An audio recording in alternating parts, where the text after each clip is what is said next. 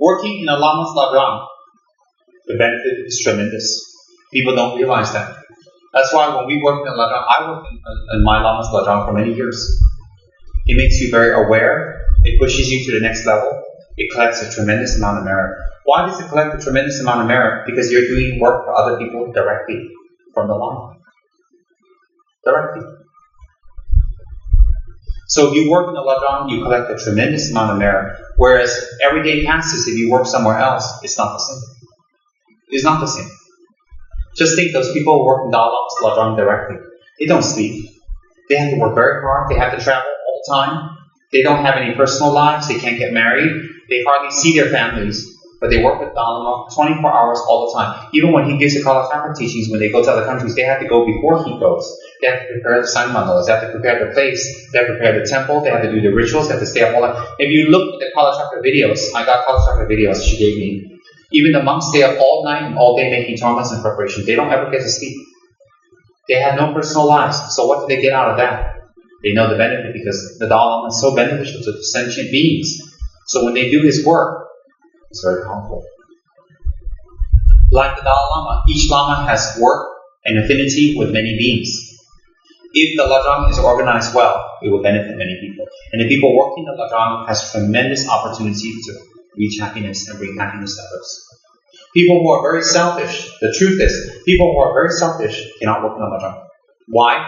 They cannot think about others, they only think about themselves. Oh, I don't have time. Oh, I don't have enough sleep. Oh, I'm tired. Oh, I don't get any freedom. I don't get this. I want this. I don't have that. And I can't function. They always complain, they make noise. Why?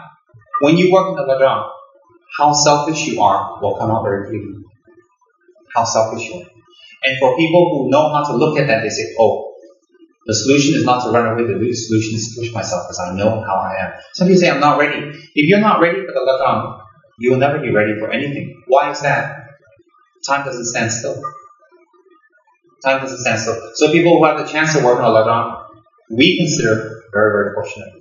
Because I work in a Ladrang, I work very hard for many, many years. Many years. Clean and cook, wash, stayed up the whole night. When I worked in Geshe-la's Ladrang in America, I hardly got to sleep. And went on for years. And not only that, Swamiji was with us also. I made tormas, I prepared, had to get the pujas done, and attended pujas. After pujas, Geshe-la go upstairs, I clean up. I did that for many years. And it was very helpful for me. Why? Let's be very honest. Let's be very, very honest. And I'm going to say this without any pride. I'm going to say it to be the truth. There are people in our organization who's been with me for 5 years, 8 years, 10 years. 5 years ago, how was I and how were they? Now, how am I different? How are they different? There are people in the organization who are with me 8 years ago or 10 years ago. Some who were with me 10 years ago and now. Some even ran away, don't want to do Dharma work, hide in their room, play, and just avoid. But myself, my Dharma work has grown. My benefit to people has grown. My teaching has grown. My center has grown. My organization has grown. Everything has grown. But these people who are with me, they become worse or less or even disappear. But they're with me 10 years. No transformation. Why is that? Because I'm better than them? No. I put in the effort. So 10 years later, there are people who are students with me in Malaysia that I know 10 years ago. They're still into their self. They're still into the hiding in their room. They still avoid Dharma work. They still avoid some even avoid our center and hide somewhere else. Their Dharma knowledge didn't increase. Their Dharma work didn't increase. Their Dharma action didn't increase. Their Dharma attitude, even their Dharma attitude never increased. Now I'm sitting on the throne teaching and people prostrate to me. People make offerings to me, give me gifts. Almost every day I get gifts and sponsorship and help. Why? Because I'm better than them? No. How can I be better than them? Because I have a title of Rinpoche? Because my previous life did Dharma? No. Because I made the effort. I made the effort. So there are still people who know me 8 years ago, 9 years ago. They're completely different than me now. Like that, if I keep making the effort to teach, to give myself to others, to give my time to others, to care for others, to constantly promote the Dharma, even 1 year, 2 year, 3 years later, I'll become even bigger and bigger and bigger and bigger. Why? Because I'm great? No. Effort. Effort. Many years of effort. I never gave up on myself. I know what I wanted. So there are people in my group that we know. Some have completely disappeared. Completely. Some say negative things and hide. Some are still with me, but they're still sitting on the floor, and I'm sitting on the throne. Why is it people prostrate to me? Why is it people make offerings to me? Why is it people hold their hands to me? Why? Because they recognize my effort. Is my effort make me holy? No. But I can say for sure in my life, for sure, this is no ego trip. I have put other people ahead than myself. Whether I'm holy or not, I don't know. Whether I'm a high Rinpoche from previous life, I don't know. I don't remember anything from my previous life. But one thing for sure, this one I can say careful. I care about other people more than myself. This one is for sure. So I have no magic power. I have no clairvoyance. I don't remember my previous lives. I really don't. I don't have any big significant dreams. I cannot blow on people like anyone, heal them. I cannot control the weather. I can't do much. But one thing for sure I know I have. This is since I'm young. I care about other people very much. And if I know someone else needs help or something, I will go out of my way 100% to do what I can for them. This one I know I have. This one is like show off. No, I'm talking about human quality. I'm not the only one in this world that has that quality. There are many people with that quality. That's what makes you stand out. So people prostrate to me. I go to disco. I do all kinds of bad things before. But people today still, even the people I did bad things with today, still prostrate to me. Still respect me. Still come and receive teachings from me. Why? What makes me different than them? Because I put in effort for others. Does that make me more holy? You can call it holy, or you can call it just being yourself.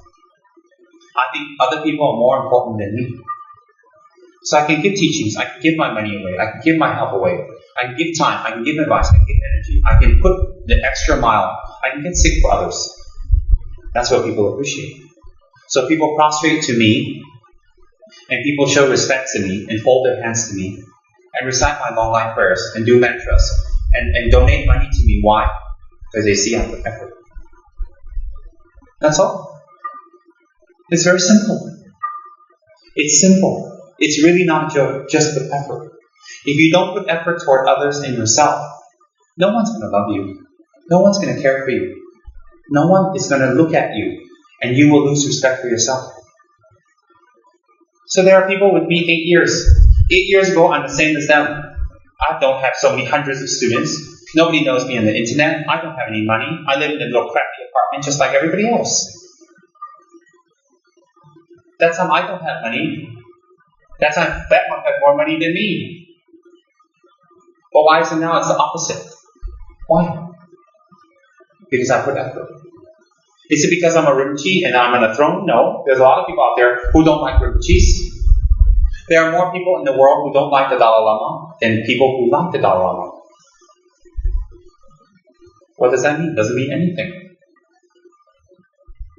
So for me, I have had many students who've been with me and many friends who've been with me for over 10 years in our group. Many. Why is it they're still in their same situation and I'm not? One difference. I made an effort. I helped people more. I took more time. I SMS more. I called more. I gave more effort. I talked to them more. I gave away my things more. That's the difference. So that's what makes me a Rinpoche. That must be my previous life already developed the quality to do that. Maybe. Or maybe in this life, maybe I didn't develop that quality, but maybe in this life I was blessed by my Guru to listen to the teachings of caring for others more than oneself. So I accepted the teachings and I practiced it my whole life. So it can be two ways. It can be my previous life, very strong karma now, or it can be this life, I was blessed to listen to it. But that doesn't matter. The difference is this. I made an effort, and it has results. Even some people who met me 2 or 3 years ago, now I'm very different than 2 or 3 years ago already.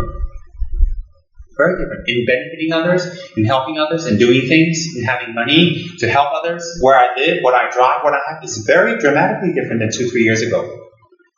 I didn't do all that to get all this. I didn't sit there and say, okay, if I do this, I'll get a nice car, nice house, I get respect, people give me this. I didn't think that at all. I thought if I can help others, I can live, I'll be happy.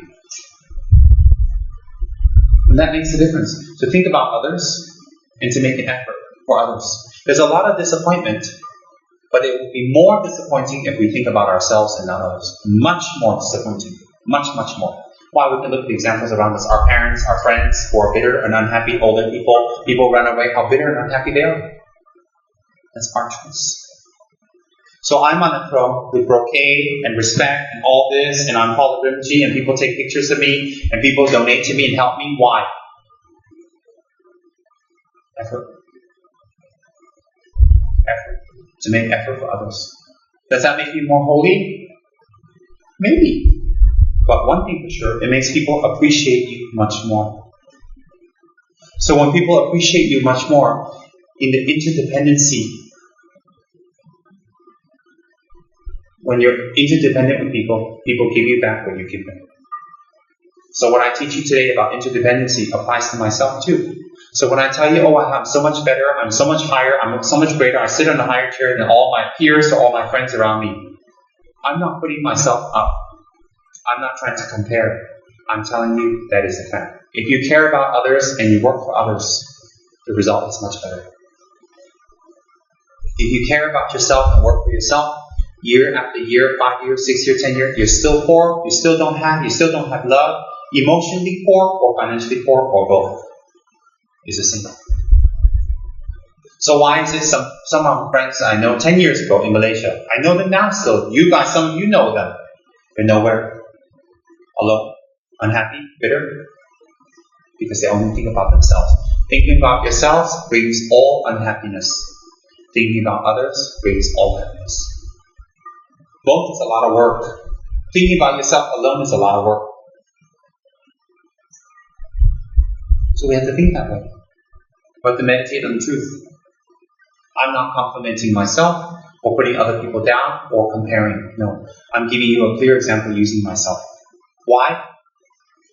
It's the only example that both of us know. You think about yourself, you will suffer. You concentrate on yourself, you will suffer.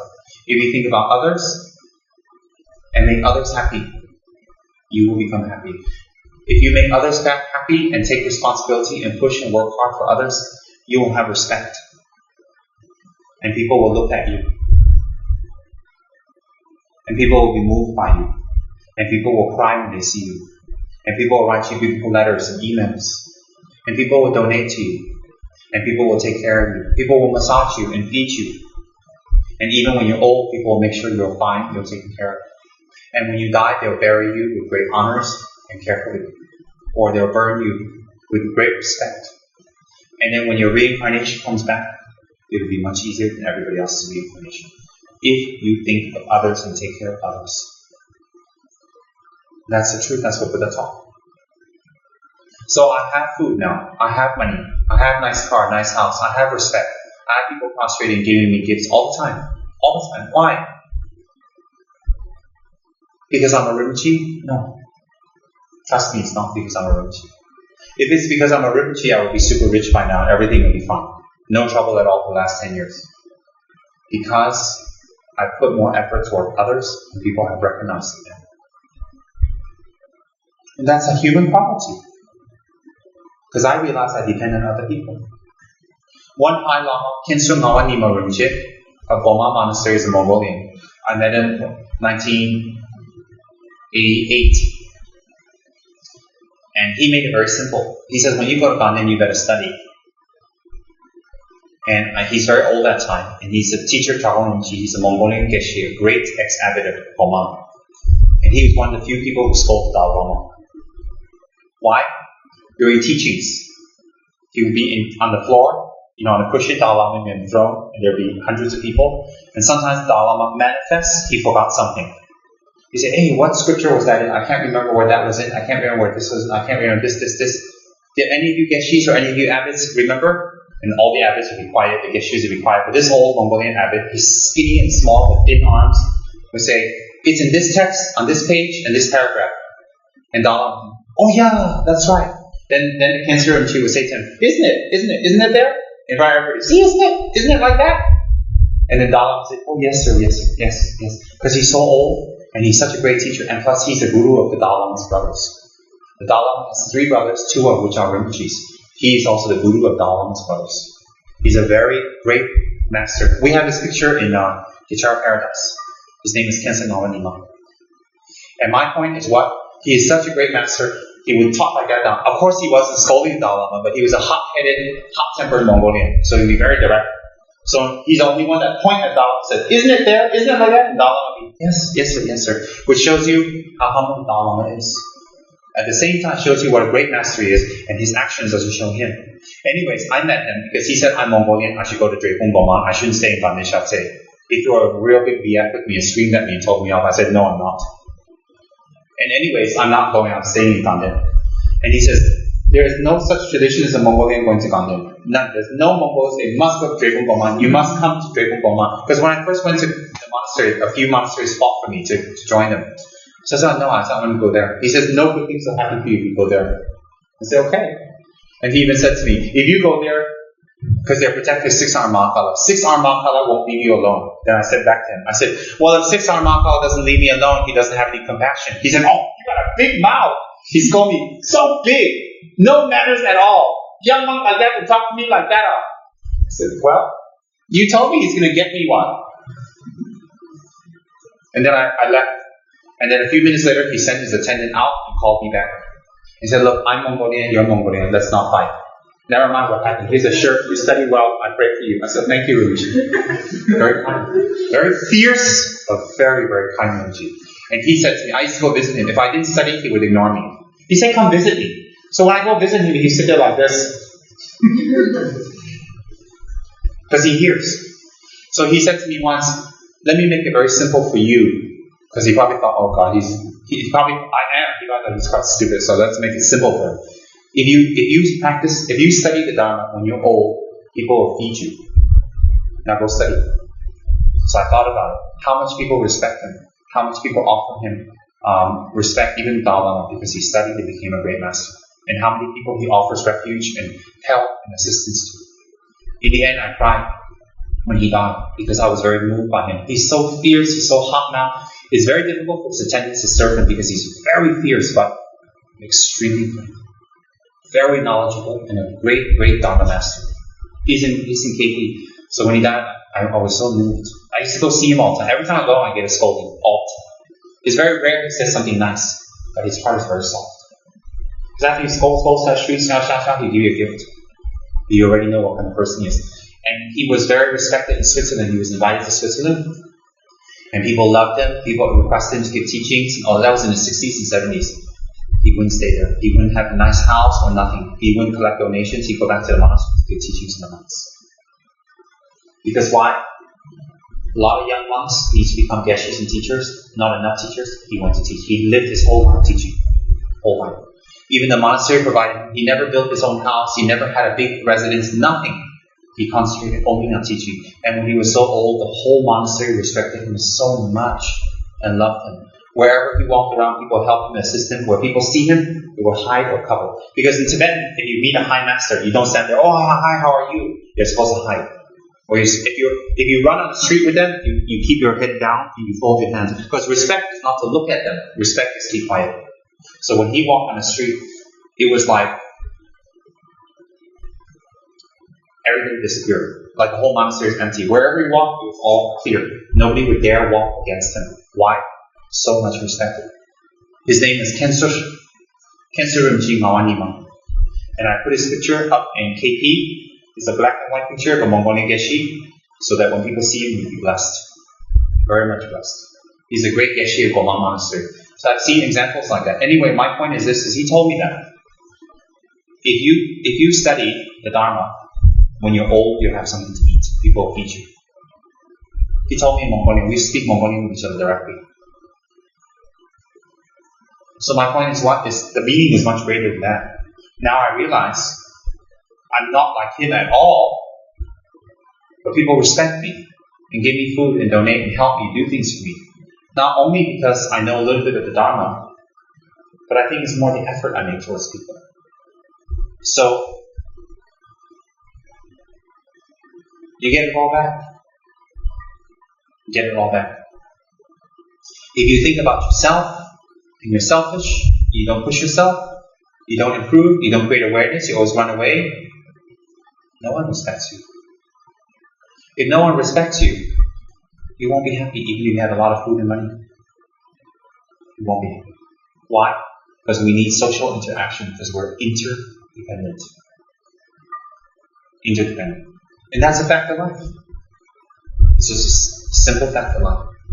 You care for others, people care for you. You don't care for others, no one cares for you. So what makes us unhappy, depressed, and hate ourselves is our selfishness. All very logical, very clear. That's the incredible thing about Dharma, is that on a higher level it has a lot of meaning, and on a very normal level it's also very penetratively deep. It penetrates through. Completely it cuts through. Even on a normal level it's very, very logical. And on a higher level it's very great meaning. The Dharma is incredible. So imagine you have Dharma teachers like me that you think is great. I'm nothing. If I'm something, imagine my Guru. And if my Guru is something, imagine how Shakyamuni himself was. Beyond our imagination. By seeing our teacher and his qualities, we gain faith in the Buddha. Even if you have stupid teachers like me that have very little better qualities, but even the little bit of qualities help people, imagine my Guru. And imagine his Guru. And imagine Buddha Shakyamuni himself. Incredible. Just incredible we think. That's why by indirect means we gain faith in Shakyamuni. Because if our teachers can make that much effort towards us, imagine how Shakyamuni was. Beyond imagination. Totally mind-blowing. Totally mind-blowing.